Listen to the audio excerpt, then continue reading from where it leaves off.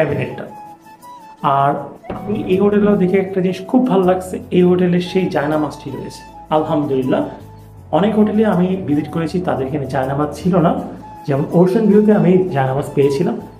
এখন আসেন সবচেয়ে মেজর পার্ট হচ্ছে ওয়াশরুমটা কেমন। আমি যদি একটু ওয়াশরুমটি দেখাই, নতুন হোটেল হিসেবে তা না, ওয়াশরুমের সেট আপ একটু যাই, এখানে একটা আয়না রয়েছে, সাথে এখানে আমি যদি একটু নিচে করে দেখাই আপনাদেরকে, এটি হাইকমোড যুক্ত একটি ওয়াশরুম। আর আমি যদি এখন আবার একটু রুমটা আপনাকে দেখাই, এই হচ্ছে রুমের ভিউ। সামনের দিকে যাই, গিয়ে এইটা হচ্ছে এই রুমের বারান্দা বলতে পারি, করিডোর। দেখেন করিডোরের সেট আপটা কিন্তু সুন্দর। যদি এই আর এখান থেকে হচ্ছে আমি লাইট দিলাম, এই হচ্ছে লাইটের পর আমার এখান থেকে রুমের ভিউটা দেখেন কি সুন্দর লাগতেছে।